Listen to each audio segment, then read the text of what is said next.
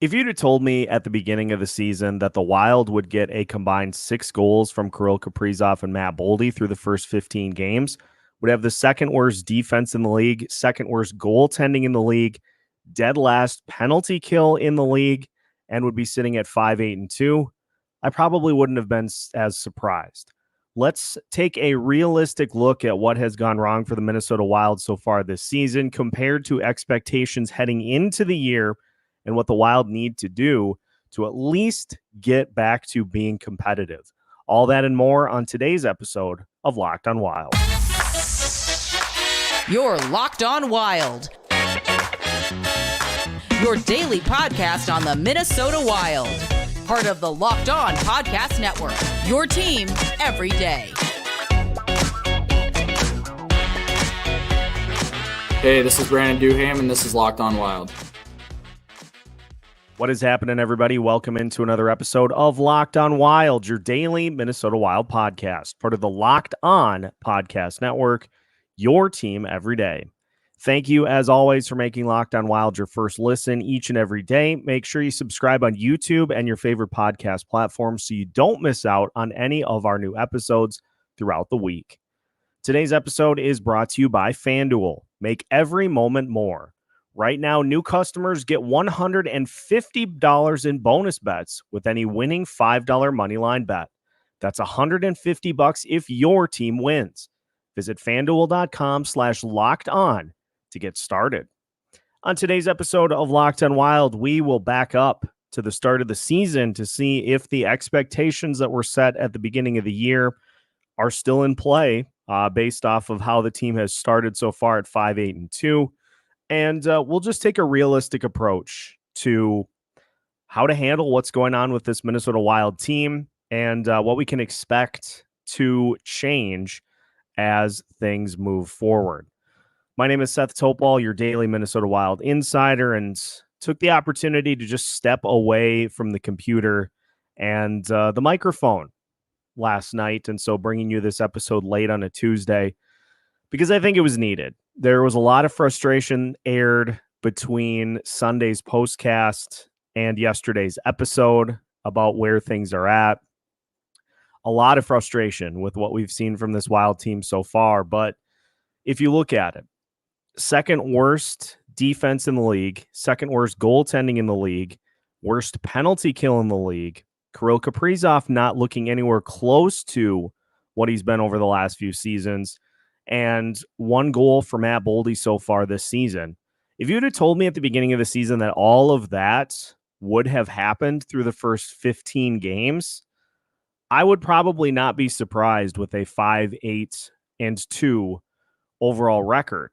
And so if we kind of back up and look at what was expected of this team coming into the season, we knew the moment that Zach Parise and Ryan Suter were bought out that the salary cap 2 seasons from when that happens was going to become an issue.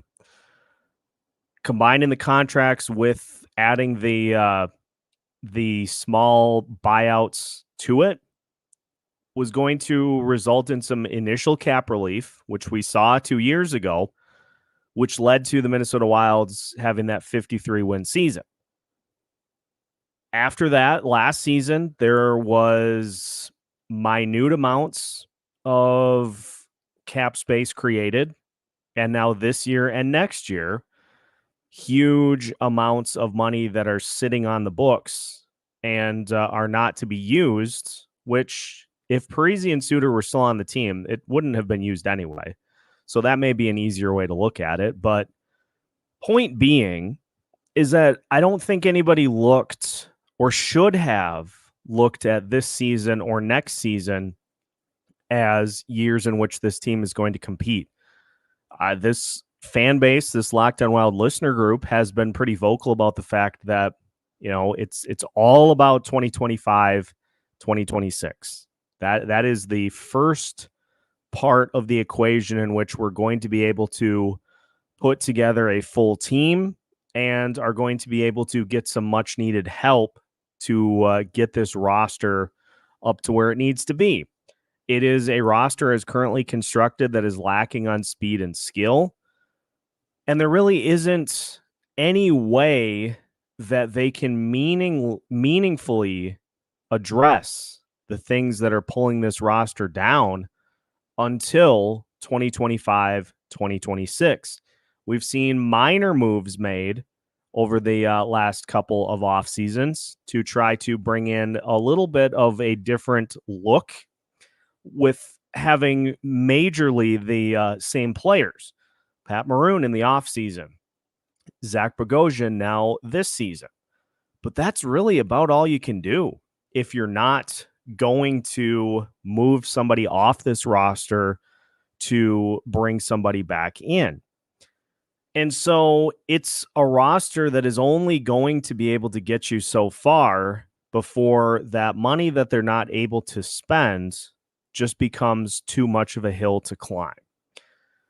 That is, I think, where the reasonable expectations come in for this season, in which this isn't a team that's going to go to the Cup final.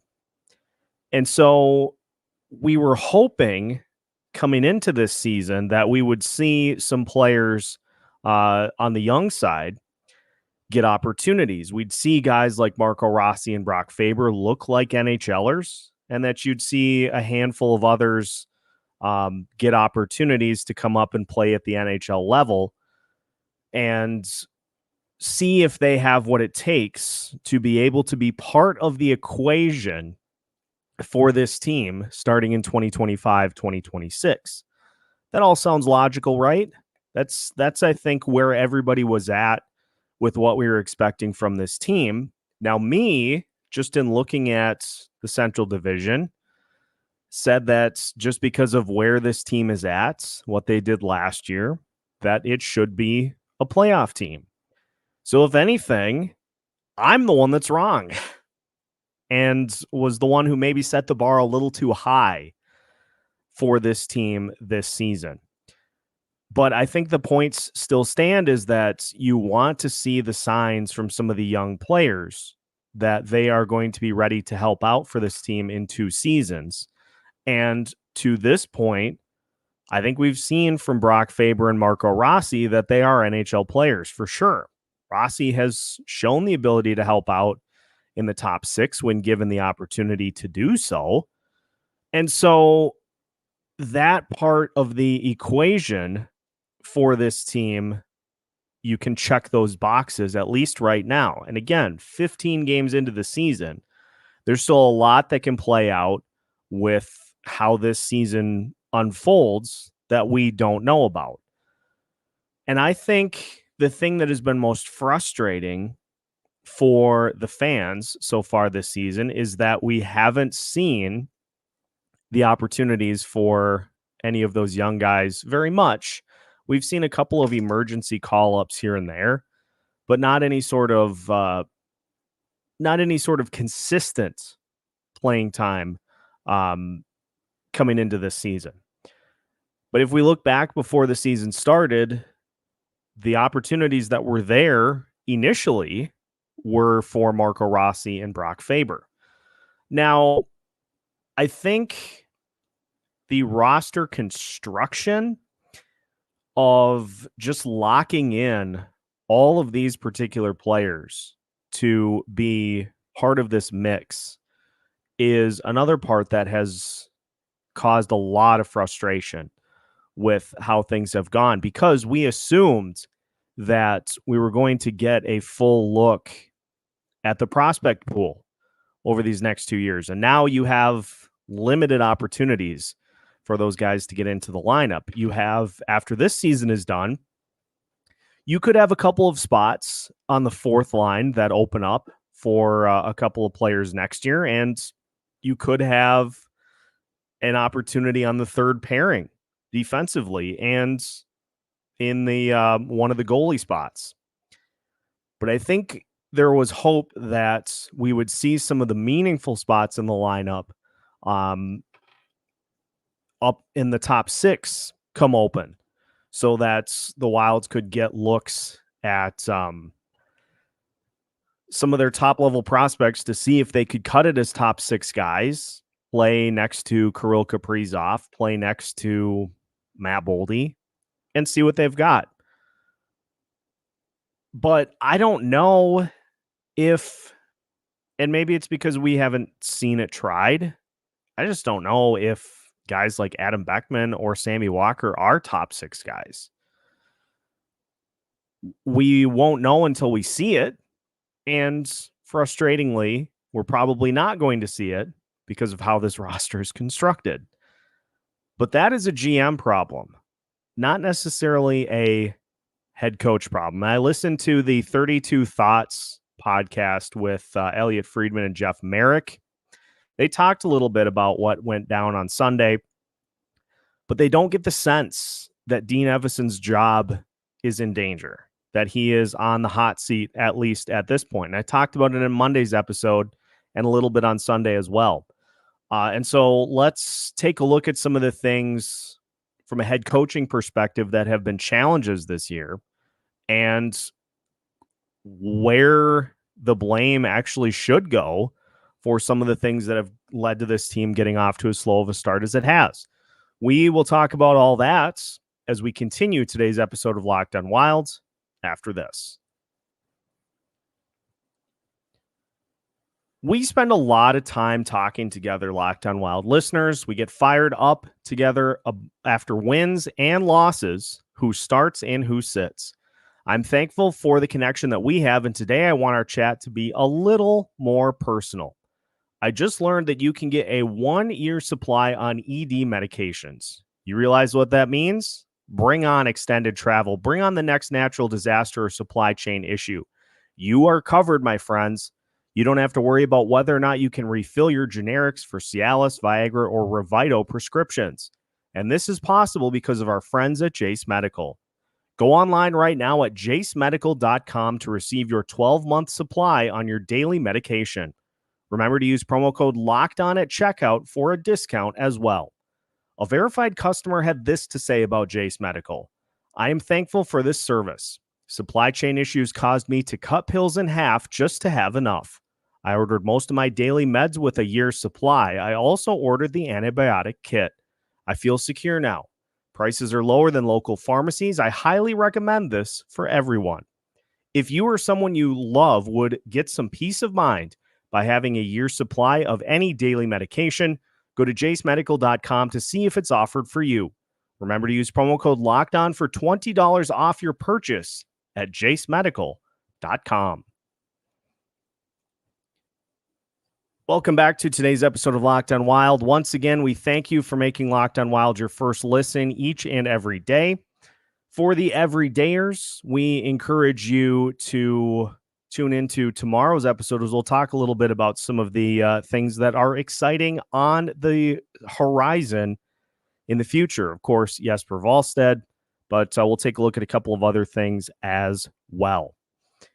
So let's get back into the conversation, just taking a realistic step back and trying to identify what's going to happen going forward and where this team is at right now. I mentioned listening to the 32 Thoughts podcast with Elliot Friedman and Jeff Merrick. They went out so far as to say that Dean Evason has essentially squeezed as much out of this roster right now as he can. And let's look at that notion on its own, because let's think about this. You are not getting nearly enough from Kirill Kaprizov or Matt Boldy. And so we've seen different line combinations used. For instance, the Boldy, Rossi, Kaprizov. But the only player in that combination that seemed to really do anything was Rossi. And so you see Kaprizov struggling. Dean goes back to the Hartman, Zuccarello, and Kaprizov line. Doesn't seem to matter. Kaprizov continuing to just be pedestrian. That's a problem. And that is a problem that, yes, could potentially be solved by the head coach holding more players accountable for lackluster performances. But at the end of the day, I don't get the sense, if we're being really honest, I don't get the sense that Bill Guerin is going to make any sort of a change until absolutely necessary. And by absolutely necessary, that means by Craig Liepold telling him, you have to do something. And so until that point comes, I don't think we're going to get any sort of a change at the head coach position for this Minnesota Wild team. Like it or not, I have been very vocal and will continue to stand by the point that I just don't think Dean is the right fit when this team gets to the point that they are legitimate contenders, because I think we've seen in the postseason how opposing head coaches take the system and pick it apart pretty effectively. But Dean Evason is the perfect guy, and a lot of what I'm talking about right now, Travis hit it right on in the comments, and so I'm spinning off of a lot of this, but Travis just nailing it in the last few comments on today's episode highlight from yesterday's episode. Dean is the perfect guy to coach the roster that Bill Guerin constructed. Let's not get that confused. This is the roster that Bill Guerin put together.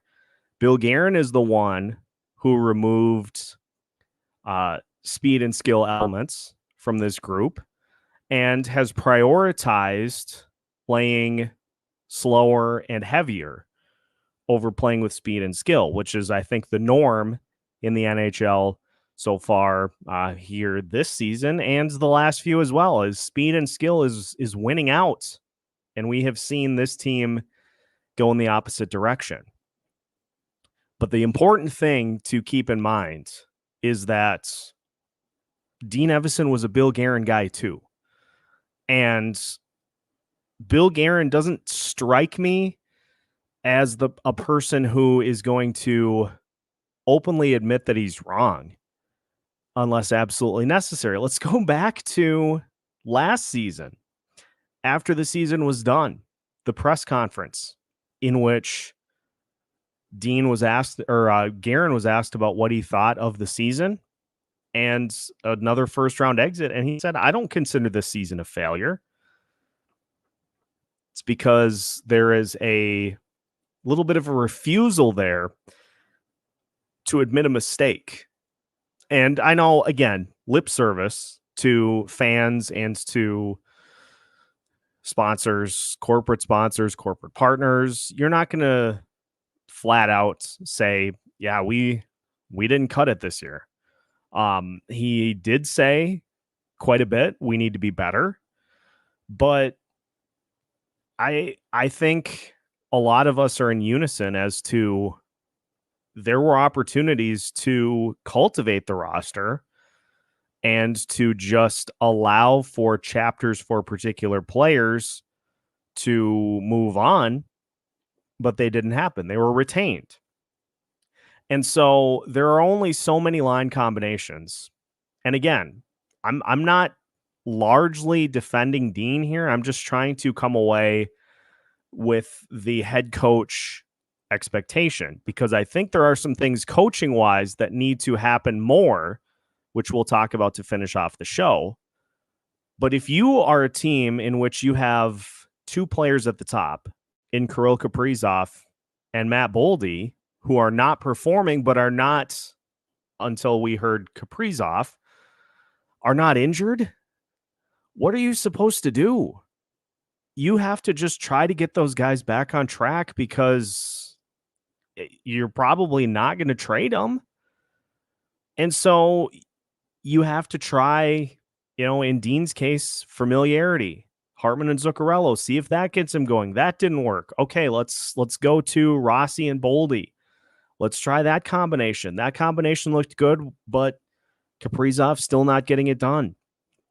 And so I don't really know what this team is able to do short of just continue to hope that things get better because of how this roster is constructed. And again, with this season, and I believe I believe Dean's deal is either done at the end of this year or is done at the end of next season. It's one of the two. I don't think Craig Liepold is going to sign off on getting that deal done early, having to pay one coach and then having to pay another to come in and to try to right the ship. And let's be honest too, if this is a season in which this team is not going to get it figured out, guess what that means? Higher draft pick. And I think that is something that this team could probably benefit from, because Judd Brackett is quite the draft expert. He does a pretty darn good job of finding players, and just think what he could do with a top 10 pick as opposed to a 20th overall pick. And so, yes, it's frustrating because this team is not fun to watch. I get it. But I think we need to be realistic. And this, I'm including myself, because I have been the one leading the charge on all this. I think we just need to be realistic that there's not going to be a lot that changes, because this is the team that Bill Guerin put together. And he's not just going to willingly say, yeah, this isn't working, because it's what he did. If you put a project together for school and let's say you're collaborating with a group and you get the grade back from the teacher and it's an F, you're not going to admit that you didn't do what you needed to do. You're going to blame everybody else that was involved. Say, well, you were supposed to put the website together. Why didn't you? I'm trying here to just take a little different look at what we have seen with this team so far. Because, again, the calls that we're wanting to see are calls that are going to have to come from all the way up at the top. And I don't think that call is coming 15 games into the season. 50, if it keeps going like this, probably. But again, I don't think we're going to get anything like that coming here soon. And so it's just a matter of this team figuring it out. And I'm going to go back to a phrase that I think a lot of people despise, but I think it bears some weight as to what this team needs to do in order to start to get back on track, or at least be more pleasing to watch visually. And so we will talk about that as we finish today's episode of Locked on Wild after this. Today's episode of Locked on Wild is brought to you by FanDuel Sportsbook. Score early this NFL season with FanDuel, America's #1 sportsbook. Right now, new customers get $150 in bonus bets with any winning $5 moneyline bet. That's $150 if your team wins. If you've been thinking about joining FanDuel, there is no better time to get in on the action. If you pick the Minnesota Vikings to beat the New Orleans Saints over the weekend, you're feeling pretty good. And so hopefully you use those bonus bets on players like Josh Dobbs. How about Josh Dobbs at this point in the Vikings season? Also have Jordan Addison, TJ Hawkinson, Justin Jefferson on the way back. So if you are looking to score on the Minnesota Vikings beating Denver this weekend, that could be an outlet that you go as well. The app is incredibly easy to use with a wide range of betting options, including spreads, player props, over-unders, and more. So visit FanDuel.com/lockedon and kick off the NFL season. FanDuel, official partner of the NFL. Final segment of today's episode of Locked on Wilds. Once again, we thank you for making Locked on Wild your first listen each and every day. Again, I'll remind you to join us this weekend for the Sweden streams. We'll have a stream on Saturday morning and Sunday morning as well. So flip the game on and come hang out with us while we watch. Again, meant to be a kind of a complimentary component to watching the games. We'll hang out. We've got some guests that will be joining throughout the course of the 2 days. And we'll just see what happens throughout both games. If they're not fun, you'll watch me lose my mind slowly over the course of 3 hours. Maybe we'll get an OT exciting win. We'll see.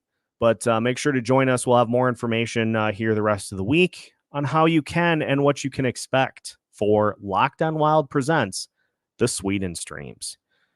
So getting back to what this team needs to do to get back on track and just try to get out of this yucky funk, 5-8-2 so far this season. Well, I'm going to go back to the first soundbite that we have from Bill Guerin, in which he asked the team before the 2021-2022 season, one of the eternal sound bites. He asked the team what it's all about. And Jared Spurgeon said, working hard and having fun. And Guerin said, bleep no, it's about winning. Honestly, there has been really no part of these first 15 games that has been fun to watch. And so I think for the Minnesota Wild, they need to get back to a couple of critical elements. If they're not going to be a team that has as much skill and speed as their opponents, they have to work hard every bit of every game. And I think from a coaching perspective, I don't think it can be expected that this is going to turn around. If it truly is going to, I don't think you can expect that it's going to turn around. I think you kind of have to demand it. And if this means having more instances like they had before the flight to Sweden, where they have not fun practices to try to get out of it, I just think we're going to need to see a little more coaching with this mix in order to get this team more focused, get them with more attention to detail.